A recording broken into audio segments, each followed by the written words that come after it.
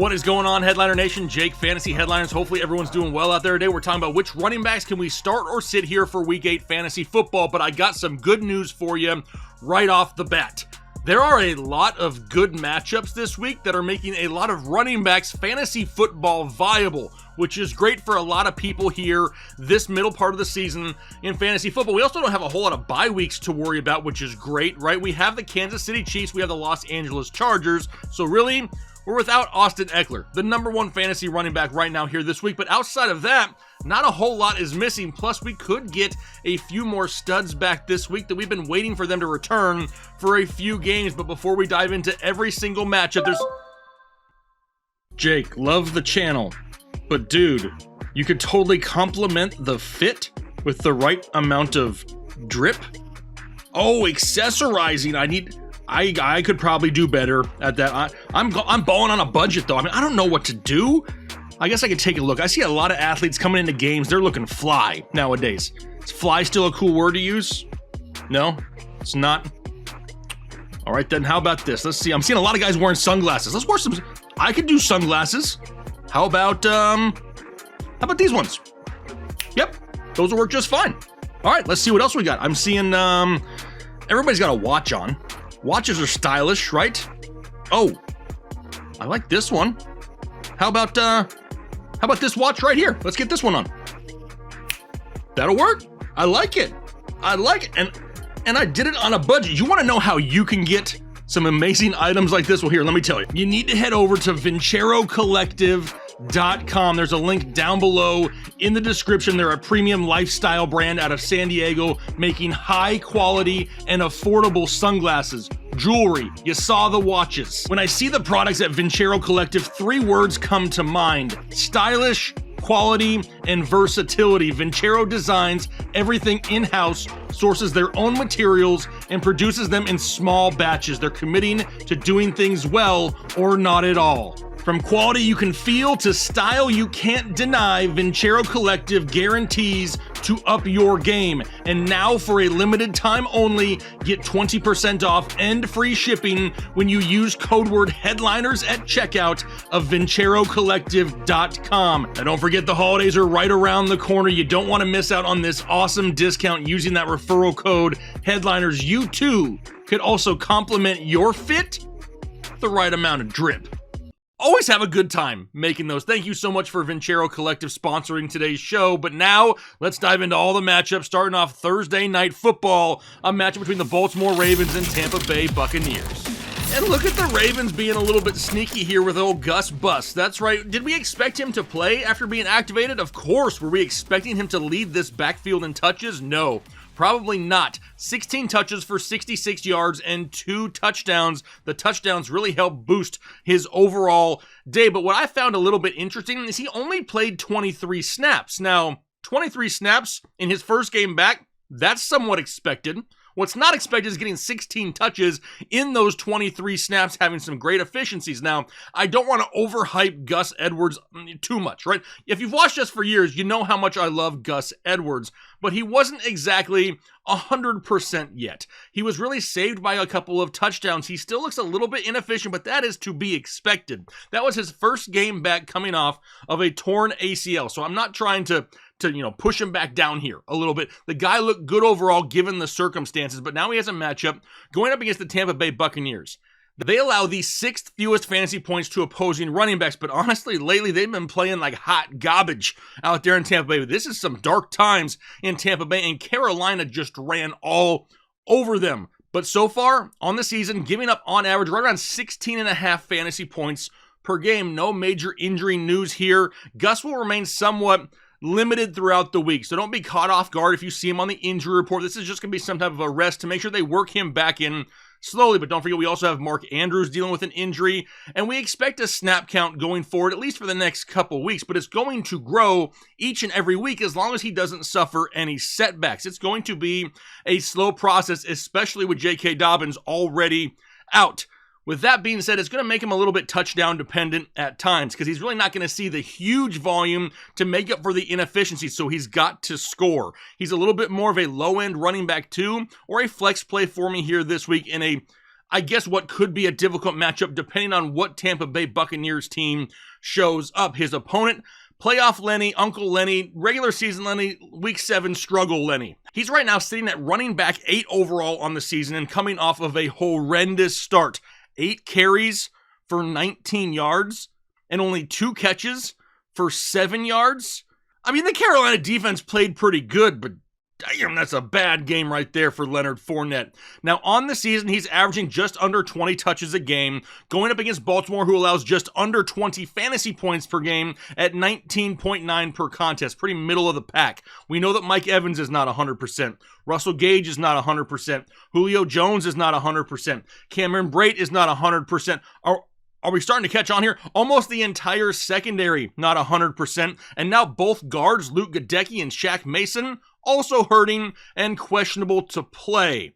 Not looking good in Tampa Bay, but with limited weapons, in a struggling passing game, in a somewhat decent matchup, and a team that really needs a win, right? Tampa Bay needs to find out what the hell's going on and right the ship, figuratively and literally, right? Leonard Fournette getting that type of volume is still going to remain a start. Let's go over to Sunday football. And don't forget, we have an early game on Sunday in England, the Denver Broncos and Jacksonville Jaguars. For Denver, honestly, I'm not really overly excited for either of these guys. When you look at the production category, that's a hard word to use when you're describing the Denver Broncos, because what they really don't do is produce much of anything. I really don't like anything in this backfield. Can any one of us look at this backfield and say, oh yeah, one of these dudes pretty much a lock for 10 fantasy points at least this week? And I don't think that we can. Right now, they're both hovering right around only 10 touches a game. Melvin just a hair more, but maybe they see a few more touches this week with no Mike Boone, who is now out, going up against the Jacksonville Jaguars. They allow the 8th most fantasy points to opposing running backs at 22 per game. We know Russell Wilson is still hurting. Mike Boone, we mentioned, is out. Multiple offensive linemen still hurting. And don't forget the loss of Garrett Bowles just a couple weeks ago is apparent to this offense each and every week. Now, the matchup itself is great. The situation is not. This is an offense that has only scored over 16 points one time all year long, and they've failed to even hit double-digit scoring. They can't even get to 10 points a game in 2 of their last 3 played. We're really chasing a touchdown here, not touchdowns, because there's not that many to go around in Denver. Trying to figure out which one of these guys may get it is an absolute crapshoot, a throw of the dart in a backfield that really I would prefer to just avoid at this point. How about their opponents? And now Travis Etienne is free. It's Etienne season because James Robinson no longer there. And to all of you who listened to us when we told you to hang tight with Etienne, don't jump ship on Travis Etienne, this is exactly why. He's already up to running back 21 on the season. He's gaining the faith from his organization by them trading away James Robinson. He's had at least 100 total yards now in 3 straight games, averaging over 7 yards per carry in 3 straight games. And he hasn't had to have a ton of volume in order to do it. He's only hovering right around 13 touches a game, but with no James Robinson, that number could now increase, then increasing his ceiling for fantasy football points. Now, going up against Denver, they're easier to run on than they are to throw on, allowing just about 19.5 fantasy points per game to running backs. No other main injuries here of concern, but with him being the clear leader in this backfield and actually gaining confidence himself, people need to remember that this is basically his rookie year still. Don't forget that he didn't play last year. And 7 games into his career here in Jacksonville, they're basically handing the keys over to him already because he's been dominating for 3 straight weeks. Efficiency is king. And on a team that trusts him, with a quarterback that trusts him, you absolutely are starting Travis Etienne for the near future, at least. How about the Carolina Panthers and Atlanta Falcons? And honestly, when I see the Carolina Panthers, the first thing that comes to mind is what the just happened to Carolina. These 2 guys just combined for over 200 total yards against the Tampa Bay Buccaneers in week 7.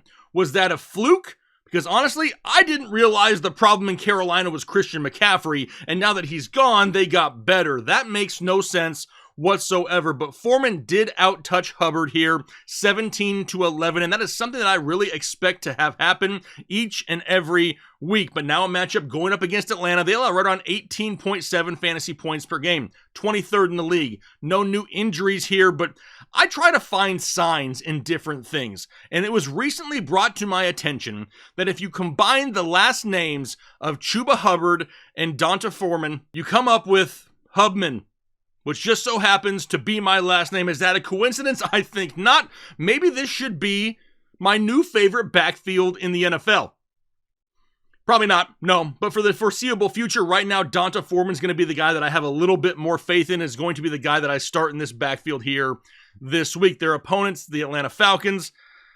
If you're looking for running backs that are going to go out there and get you 15 touches for 50 yards on a weekly basis, let me try to sell you on the Atlanta Falcons. And that is exactly what they do each and every week. Now, Tyler Algier continues to outtouch Caleb Huntley, 14-10, not huge volume for either one of them, but now they're going against Carolina, who has allowed the 12th most fantasy points per game to opposing running backs at 20.8 per contest, yet just shut out the Tampa Bay Buccaneers and Leonard Fournette. Now, there's no other new injuries of concern here, but it is nice to start seeing clips of Cordero Patterson back and working out. He's getting close to returning.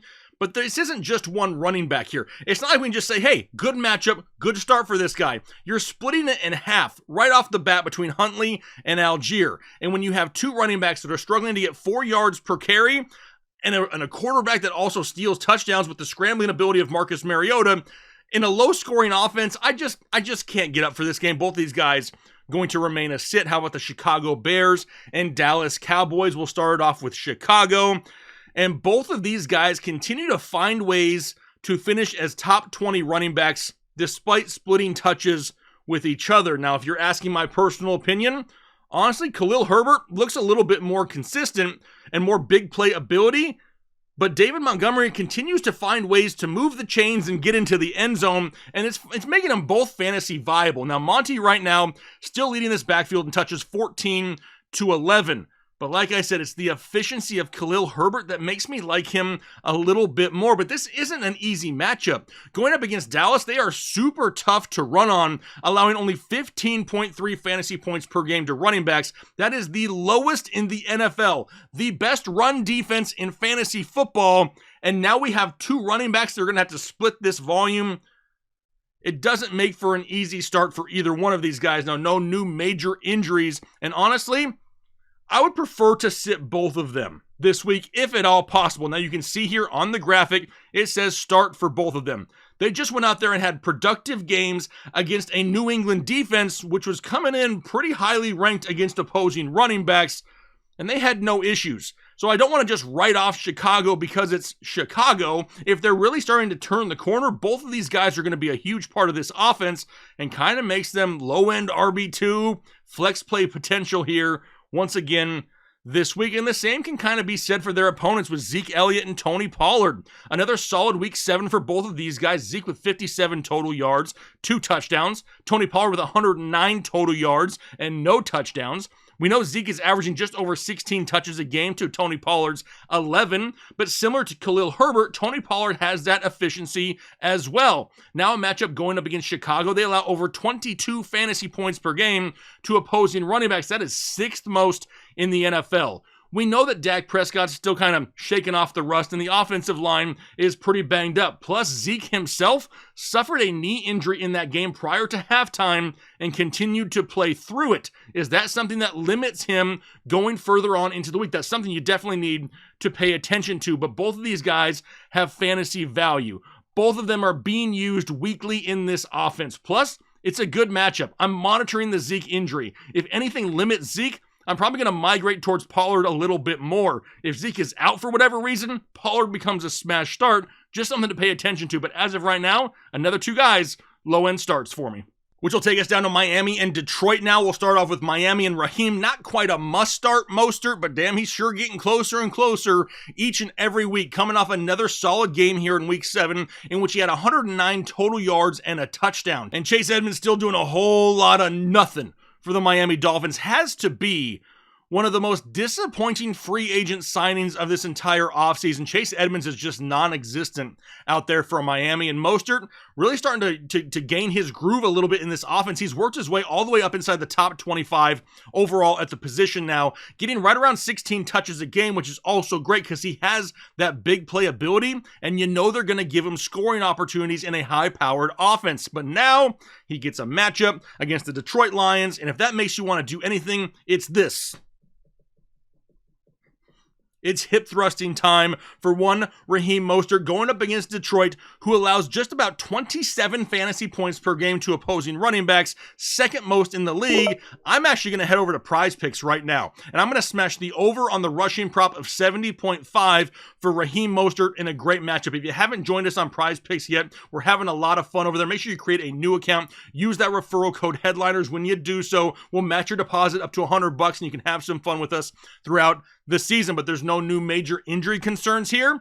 And with the guy being a low-end running back too, a solid flex, a bye-week fill-in, and now he gets a great matchup, I have no issue starting Raheem Mostert here this week. His opponents, what's going on with Detroit? Is this the week that we get DeAndre Swift back? Well, what I can say is this. Once he returns, he's going to be good to go right back into your starting lineup because it is apparent right now that the Detroit Lions are taking their time, bringing him back slowly, and making sure he's 100% good to go before activating him once again, which is a good sign because the last thing you want is a guy coming back too early and then getting injured worse and having to miss more time. So I like what they're doing with DeAndre Swift. I hate to not have him in my lineup, but at least they're handling things the right way in Detroit. If DeAndre Swift sits, obviously we're firing up Jamal Williams here once again, who's getting right around 16 touches a game, but really could have had a better week 7 had he not fumbled the ball on the goal line. You can't be doing that, Jay Will. Jamal, come on, high and tight, buddy, high and tight. Now, Miami, they allow just over 20 fantasy points per game, 14th in the league, kind of middle of the pack, of course. We're waiting to hear about DeAndre Swift. Amon-Ra St. Brown banged up. DJ Chark is out. Josh Reynolds is like perma banged up at this point. We could really utilize the running backs in this matchup here this week, but who is it going to be? I can simplify it like this. If DeAndre Swift plays, I will not start Jamal Williams. If DeAndre Swift sits, I will start Jamal Williams, but I don't want to start them both. In my opinion, this isn't really one of those Dallas, Chicago type scenarios where I want to start both of these guys here this week, so it's kind of wait and see to find out the news on one DeAndre Swift. How about the Arizona Cardinals and Minnesota Vikings? We also don't know about James Conner as of just yet. Now, Eno Benjamin, he's coming off his first game of the season in which he had more than 65 total yards, and people out there in fantasy football just want to crown this guy after week 7. Don't forget, he had 10 points, 10 fantasy points on the final drive of a game in a game script that nobody expected due to 2 pick sixes early by the Arizona defense. This was just kind of like garbage points, right? They had a bigger lead. They were running the ball late in the game. That is not the norm in Arizona. Trust me, I'm a Cardinals fan. But when you look at Eno Benjamin, he's averaging just around 16 touches a game as the lead back in this backfield. Going up against Minnesota, they allow right around 20.3 fantasy points per game to opposing running backs. Another one of those middle-of-the-pack defenses, but they're coming off the bye week in which they had time to prep for 2 weeks for the Arizona Cardinals. There's still multiple injuries on this offensive line, and we still don't know about James Conner for sure. But my X factor here is DeAndre Hopkins. He keeps drives alive. And what I mean by that is there's going to be fewer 3-and-outs for the Arizona Cardinals because they have a receiver in DeAndre Hopkins, a great possession receiver that can help get those first downs, extend drives, and then make the opportunities there for the running backs to get more touches. What was really hurting this backfield earlier on in the season is so many 3-and-outs that they're not having a chance to go out there and really utilize their running backs. That helped last week, and I expect that to continue here rest of season. This defense also needs to continue making big plays, right? Arizona would like to play with some leads now and again so they can rely on their running backs, but their opponents, Dalvin Cook, obviously you're starting Dalvin Cook. He's still running back 16 overall. He's coming off his bye week. He should be fresh. He should be healthy. He's averaging over 13 fantasy points per game. But can he keep that momentum that he had prior to the bye? Don't forget, he had 4 touchdowns in his previous 4 games played and is averaging 17 touches a game. Now going up against Arizona, they allow right around 18.5 fantasy points per game, 24th in the NFL. Not a bad defense there at times in Arizona. No major injuries of concern here in Minnesota, but they, like I said, they had 2 weeks to prep for this game. I expect the Minnesota offense to try to come out to a fast start and get a lead early and then really rely heavily on Dalvin Cook. But like I said, he's an obvious must start for you. How about the Las Vegas Raiders and New Orleans Saints? And obviously, you're going to start Josh Jacobs. He's currently running back 4 overall in fantasy football and maybe looks like the best fantasy running back out there right now. The guy is playing out of his mind in 3 straight games with over 150 plus total yards and has 6 touchdowns in his last 3 games played. He's averaging over 20 touches a game. Now going up against New Orleans, who allows 19 fantasy points per game. And even though the offensive line here in Las Vegas is still dealing with some injuries, and we know about Darren Waller being banged up as well, Josh Jacobs just doesn't seem to care. He's running all over everybody. Now, teams could slowly start stacking the box a little bit here in the near future to try to limit Josh Jacobs, because right now, if you can limit Josh Jacobs in this offense and force Derek Carr to try to beat you down the field, that's where the Vegas Raiders are kind of struggling right now, is their consistency in the passing games, and certain defenses here in the near future may want to just say, hey, let's take away Jacobs, let's force them to beat us down the field in an area in which they're kind of struggling anyway, and let's see if we can force them into making more mistakes. Does that mean that we get worried about Josh Jacobs and we don't start him? No, you start Josh Jacobs. How about his opponent, Alvin Kamara, another guy that you are for sure going to start. Now, he is the biggest part of the New Orleans offense, 100%, 100 plus total yards now in each of his last 3 games played, but he just can't seem to find the end zone. Once he starts scoring touchdowns, people are really going to get excited about Alvin Kamara, and he's averaging over 20 touches per game over his last 3 games played, and a lot of that has to do with, really, there's a whole lot of options that are just injured in New Orleans, right? Jarvis Landry and Michael Thomas, they've missed time. The pass catchers not being there is really, really helping out Alvin Kamara, because it's not Mark Ingram really taking anything. He's barely able to get 10 touches a game, but now going up against Las Vegas, they allow 20 fantasy points per game to running backs. And as long as these injuries continue in New Orleans, it's going to continue to benefit Alvin Kamara. And it sure doesn't sound like anybody is real close to just coming back and all of a sudden we're going to forget about Alvin Kamara. So you better believe they're going to fire up another full dose of him here this weekend. He's going to be a start. The New England Patriots and New York Jets now. Let's start it off with New England and Ramondre Stevenson, because yes, it's still Steven season out there for a lot of people who were worried about the potential return of Damian Harris. We said on this show last week, we said in the injury show that, hey, this feels like a trap game for Damian Harris. This sounds like a Bill Belichick move where he's going to activate him, they're going to say he's going to play, and then he's going to barely touch the football. And I'll be damned if that isn't exactly what happened for the New England Patriots. Now, Stevenson, he finished as running back 6 last week in week 7,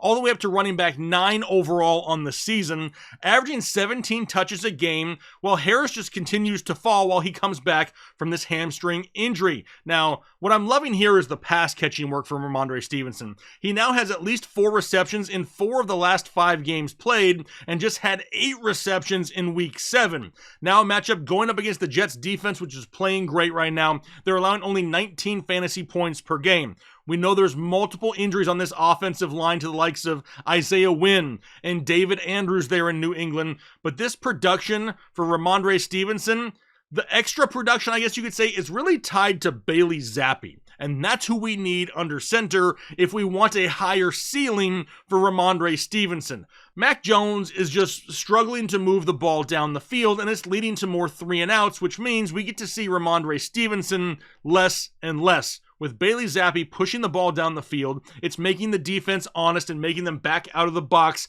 and giving more opportunities for Ramondre Stevenson. He gives us the better ceiling with Bailey Zappi under center. Who's going to be the starting quarterback? Kind of wait and see, right? Bill Belichick needs to figure some things out, because with Bailey Zappi under center, it's giving more scoring opportunities, and that's what we love for Ramondre Stevenson. But what about the new look Jets, right? No more Breece Hall. Man, I wanted Breece Hall. But now we got Michael Carter and newly acquired James Robinson from the Jacksonville Jaguars. And I expect this backfield to still be similar right now. Obviously, James Robinson is a downgrade to Breece Hall. I don't care what anyone says. But what tells me by them going out there and making this move so quickly after the Breece Hall injury is that they do not want to change the type of offense that they have.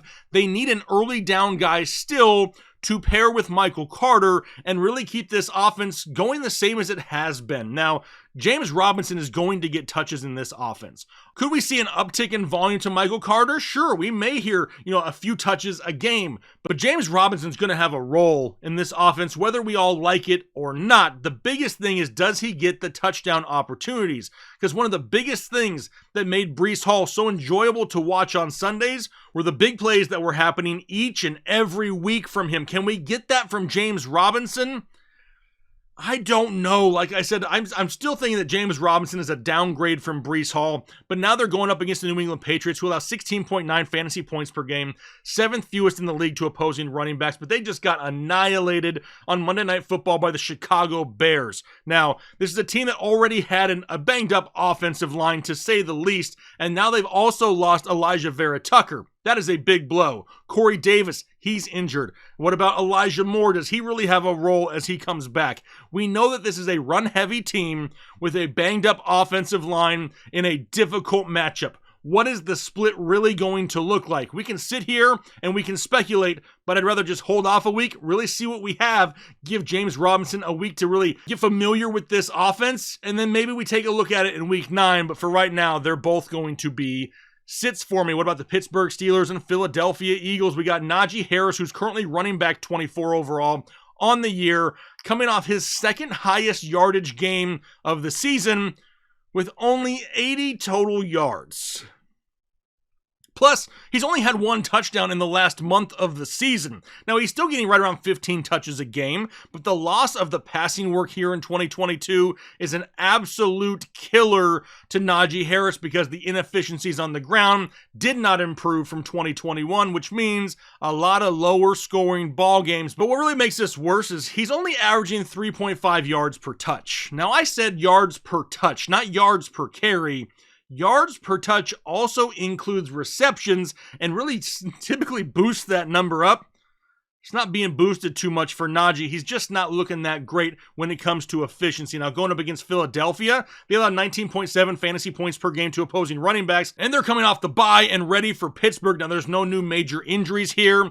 Pittsburgh is just going down the field so much, it's not giving enough scoring opportunities to Najee Harris. It's really hard to sit Najee. He's still going to remain lower in my rankings, a low-end running back 2 at best, but somebody, like I said, could get 15 to 17 touches this week, and somebody you really can't afford to sit at this point. What about Miles Sanders on the other side of the football? Now, he's still inside the top 15 overall at running back 14 on the season. But what's crazy is he's really only had 1 good game all year long, and that was week 4 against Jacksonville. Plus, he's only had 1 game all season long in which he had more than 10 yards receiving. But he's getting the volume on the ground, averaging right around 17 touches a game, going up against Pittsburgh, who allows over 20 fantasy points per game to opposing running backs, 10th most in the NFL. Hopefully with the bye week, some of their small lingering issues and injuries were able to heal. But what we really need is the return of offensive tackle Lane Johnson, which is something we're really paying close attention to, because he really boosts the play of this offensive line. Now, I can't put Miles Sanders too high, because Jalen Hurts will continue to take his touchdowns away when they get close to the goal line. But with the volume there and in a run-heavy offense with Miles Sanders, he's definitely somebody we consider starting once again here this week. How about Tennessee and Houston? Derrick Henry is an automatic start for sure. Running back 7 on the year. 3 straight games with at least 100 yards rushing. Still getting multiple receptions a game. And now Ryan Tannehill is not 100% and may not even play this week. What does that mean? More Derrick Henry. It's like cowbell. More cowbell, more Derrick Henry. He hasn't had less than 25 touches in a game since week 2. Now he's going up against Houston, who allows over 29 fantasy points per game to opposing running backs, the most in the NFL. With Ryan Tannehill still banged up, Treylon Burks still hurt there on the outside, you know we're going to see a heavy dose once again of Derrick Henry. And when I see a matchup like this, it's really just 2 words that come to mind. But what about on the other side of the football? You got Dameon Pierce. He's up to running back 14 on the season, has 4 straight games with over 100 total yards, touchdowns in 3 of the last 4, but only played in 34 snaps last week. That's the lowest total he's played in since week 1. Why? Well, they're trailing. It's not because there's a split in this backfield. He's dominating all the touches in this backfield. He's had at least 20 plus touches in 4 straight games. Now he's going up against Tennessee, which is easier to actually throw on than they are to run on. They're only allowing 17.3 fantasy points per game to opposing running backs. Would you take 17 points this week from Dameon Pierce, though? I would. If you're asking me, I for sure would take that from him here this week. The offensive line still somewhat of a liability. Austin DeCoulis, Kenyon Green, they're both questionable here to play, but he's still going to need touchdowns, right? Dameon Pierce is not going to be one of those guys that puts up crazy huge numbers. He needs the touchdowns to keep pace with the fantasy points that he's been scoring here as of late. Can the defense keep this game close enough to where we continue to get the huge volume from Dameon Pierce? I believe they do in this ball game, and once again, he remains a start. All right, that'll take us down to Washington and Indianapolis. Here we'll start off with the Washington Commandos and Brian Robinson and Antonio Gibson. Now, it is clear to me that Brian Robinson is the clear leader in this backfield. Had 22 touches in week 7 in only his 3rd career game. Now, he only had 86 total yards, which is not exactly setting the world on fire, but getting those touches in only his 3rd game of the season is a very good sign, right? He's averaging 17 touches a game since returning, but for the first time of the season, Antonio Gibson saw his snap share increase. It had gone down for 6 straight weeks and then came back up in week 7. What does that mean? Of course, another split backfield here in the NFL, but we're seeing a lot more Antonio Gibson in the passing game. That's not where we expect to see much of Brian Robinson anyway. But now they have a matchup going up against Indianapolis, who allows 20 fantasy points per game, 13th most in the NFL. We know that we still have multiple pass catchers in this offense that are working their way back from injury. Jahan Dotson, Dyami Brown, Logan Thomas. We know we don't have Carson Wentz. More than likely going to have Taylor Heineke again, which is down there just flinging the ball down the field to the likes of a Terry McLaurin. So love to see that. But we still have to follow the volume here. When you have a running back that is getting 17 plus touches a week and the goal line work whenever they get down there, it's really hard to sit guys like that. Brian Robinson remains a flex play because we're a little bit more big play dependent in the passing game to Antonio Gibson. Can't really throw him back in the start column here just of yet. Going to continue to ride with B-Rob. How about the other side of the football and Jonathan Taylor now? But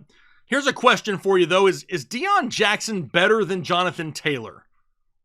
I mean, I know he's not.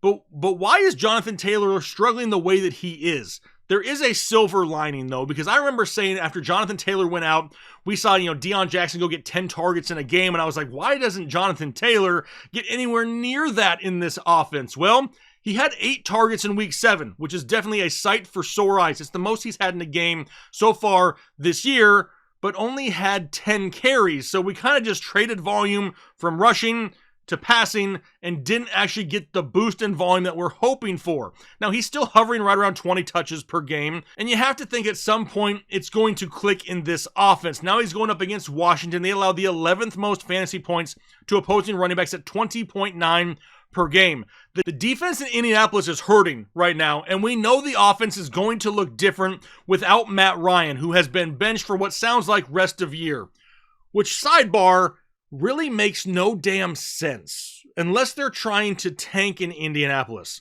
Why did you trade for Matt Ryan, pay him the amount of money that he is owed just to bench him even if he's not injured for a quarterback that hasn't proven anything in the NFL?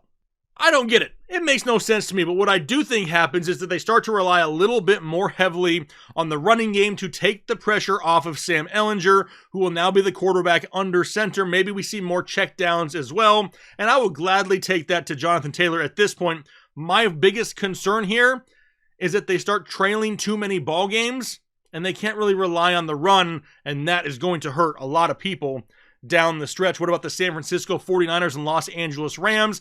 And our first full week here with Christian McCaffrey in San Francisco. And you have to expect to see maybe a little bit more than we saw last week. He had 8 carries for 38 yards and 2 receptions for 24. But that's after being in town for like 4 seconds, and he still outproduced Jeff Wilson 62 yards to 54 yards despite only getting 3 more touches than him. You have to expect that going forward, Christian McCaffrey is going to flirt with 17 plus touches a game. Now, a divisional game going up against the Los Angeles Rams, a game in which San Francisco really needs and wants to win. Even though I expect Jeff Wilson Jr. to get some touches, and he may actually vulture a touchdown time and again, you have to think that we start to see a lot more Christian McCaffrey. Now he's going up against the Rams defense, though. They allow the 3rd fewest fantasy points to opposing running backs at only 15.5 per game. Kyle Juszczyk, he's hurt. Deebo Samuel, he's hurt. Does he play this week? But what I can tell you is this. CMC just faced this same Rams defense just 2 weeks ago as a member of the Carolina Panthers. In that game, 158 total yards, and that was as a Panther. I really love him in this offense going forward, and even though the ceiling may be somewhat limited here this week, he's still an automatic start over Jeff Wilson for me. On the other side, you got Darrell Henderson, right? No Akers, no Kyren Williams just yet. They're coming off the bye week, which is a good sign they had time to really prep for this game. But we haven't seen a dominant Darrell Henderson so far this year. He hasn't even had a game with more than 73 total yards so far this year.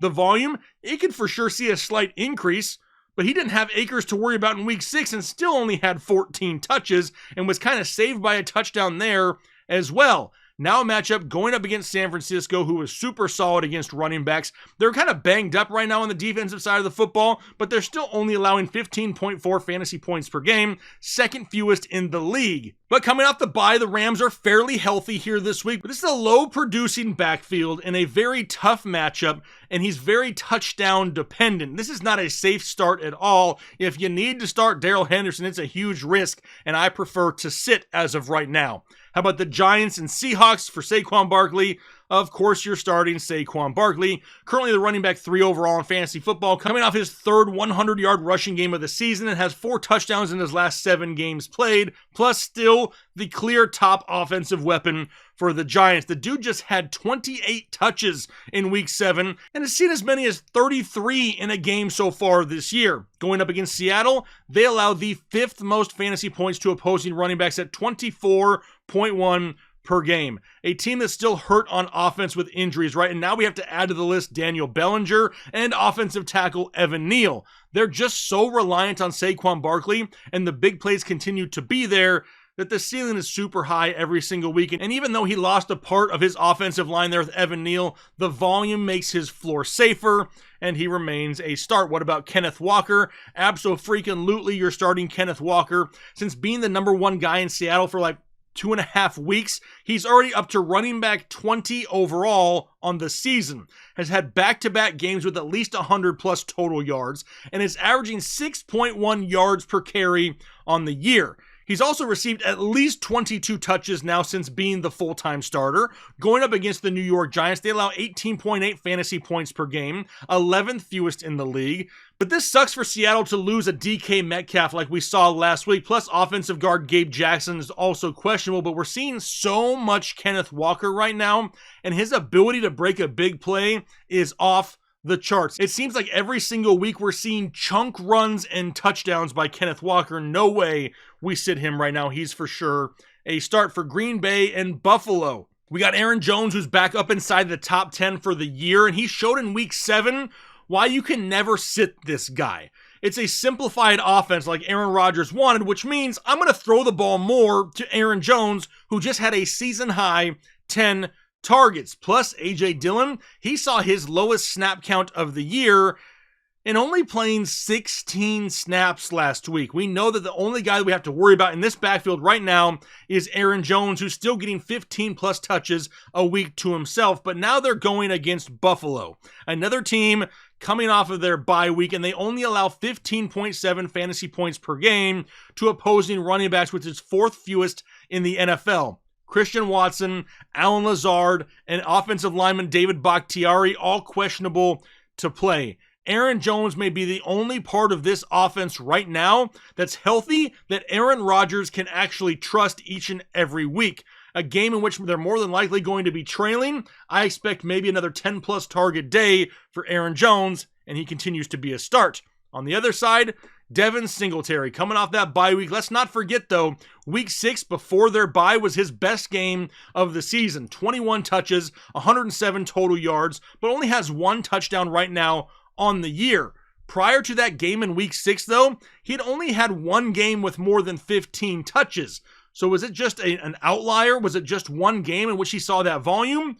Or is it a glimpse of things to come? Now, going up against Green Bay, they allowed the 9th most fantasy points to opposing running backs at 21.3 per game. Actually, I'm going to head over to Prize Picks once again. I'm going to smash the over on Devin Singletary, which is currently set at 50.5 rushing yards. No other major injury concerns here for the Bills, but with the way that this offense is playing in Green Bay, I expect Buffalo to get a lead and rely on Devin Singletary once again in the second half of this ballgame, and it would not surprise me if once again we see him eclipse that 17 touch mark this week. How about we go to Monday Night Football, which is going to be my Manscaped matchup of the week. Don't forget, as soon as this video is over, head over to manscaped.com. Get yourself something nice for the travel bag. Get yourself something nice for the upcoming holidays. It's not just ball trimmers. Use promo code HEADLINERS at checkout for 20% off and free shipping. But a matchup of Joe Mixon and Nick Chubb, an interdivisional matchup that I'm really looking forward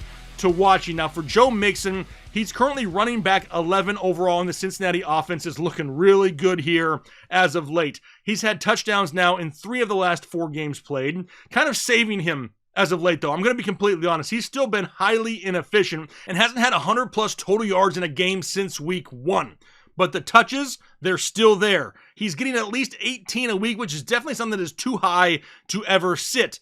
Now gets a matchup going up against the Cleveland Browns. He's going to have a chance to right the ship because they allowed the 4th most fantasy points to opposing running backs at 25.9 per game. Now, Mixon has an average for his career against the Cleveland Browns of 90 yards rushing and a touchdown. I kind of have a good feeling we're going to see another big game this week from Joe Mixon. No major injury concerns to worry about, but it's the scoring chances as a whole. As this team really starts to gain its swagger, gain some momentum, it's going to give more touchdown opportunities to Joe Mixon, and that's why we got to continue to throw him into our lineup. How about Nick Chubb? Of course, you're starting Nick Chubb. He's currently the running back 2 overall in fantasy football. He's the NFL's leading rusher. He already has 740 yards rushing, and he's only played in 7 games. Plus, he's got touchdowns in all but 2 games this season. He's the clear leader in touches in this backfield, averaging 19 per game, where Hunt is hovering right around 11 and dropping quickly. Cincinnati's defense is no pushover, though. They're allowing the 5th fewest fantasy points to opposing running backs at only 16 fantasy points per game. There's still a banged-up offensive line in Cleveland with Wyatt Teller and Joe Haeg, but I have to admit the loss of David Njoku is another big piece on this offense that they needed in Cleveland. How much time does he miss going forward? He's week to week. But even though that Kareem Hunt had a touchdown in week 7, Cleveland still proved that they were committed to Nick Chubb. Nick Chubb actually out-targeted Kareem Hunt in the passing game, and we know he's out-touching him on the ground. Hunt's going to get the occasional touchdown, but Chubb's going to dominate the touches and be the better start more times than not. Of course, we're firing up Nick Chubb once again.